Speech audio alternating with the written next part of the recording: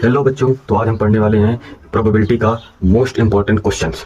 तो पहला क्वेश्चन देखते हैं, निम्नलिखित में से कौन सी संख्या किसी घटना की प्रायिकता नहीं हो सकती है। मुझे पता होना चाहिए कि प्रायिकता जो होती है वो 1 से छोटी होती है और 0 से बड़ी होती है। तो इसके बीच में चेक कर लो, जो भी प्रायिकता इसके बीच में होगी। इसको देखो 2/3, इसको 3 से डिवाइड करोगे तो 0 से बड़ा आएगा परंतु 1 से कम आएगा, मतलब ये सही है। 3/2 इसको हल करोगे तो 1.5 आएगा, मतलब ये नहीं हो सकता। 2/3 ये भी नहीं होगा।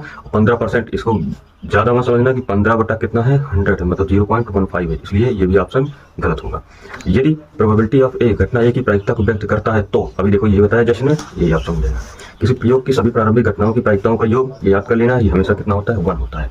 अब आते हैं नेक्स्ट क्वेश्चन पे, कहता है एक थैले में 3 लाल गेंद और 2 नीली गेंदें हैं। थैले से यादृच्छा एक गेंद निकाली जाती है। एक नीली गेंद के निकाले जाने की प्रायिकता क्या होगी। मतलब कह रहा है कि एक थैला है आपके पास, इसमें 3 लाल गेंदें हैं और 2 नीली गेंदें हैं। इसमें से कहता है एक गेंद हमने उठा लिया, एक गेंद उठा लिया, तो कह रहा है कि एक गेंद उठाओ लेकिन वो नीली गेंद निकल जाए, इस बात की क्या प्रायिकता होगी। तो प्रायिकता के सबसे पहले फार्मूला देखो। प्रायिकता कहता है घटना की अनुकूल परिणाम डिवाइडेड बाई कुल संभव परिणाम। अनुकूल परिणाम क्या है? अनुकूल परिणाम का मतलब है 2 नीली गेंद को निकालना, 2 नीली गेंद को चुनना, अर्थात घटना के अनुकूल परिणाम कितना हो जाएगा, जितना नीली गेंद है। नीली गेंद 2 नीली गेंद है तो 2 नीली गेंद घटना के अनुकूल परिणाम। और टोटल गेंद कितना है, कुल संभव परिणाम कितना हो जाएगा, 3 लाल गेंद 2 नीली गेंद, अर्थात 3 + 2 5। यानी कि प्रायिकता क्या हो जाएगी, घटना के अनुकूल परिणाम, अनुकूल परिणाम का मतलब 2 डिवाइड बाई कुल संभव परिणाम का मतलब 5, अर्थात प्रायिकता क्या हो जाएगी 5। सिंपल, यही फार्मूला है प्रायिकता निकालने का, और कुछ नहीं है। प्रायिकता निकालने का इतना ही फार्मूला है। अब हम बढ़ते हैं नेक्स्ट क्वेश्चन पे।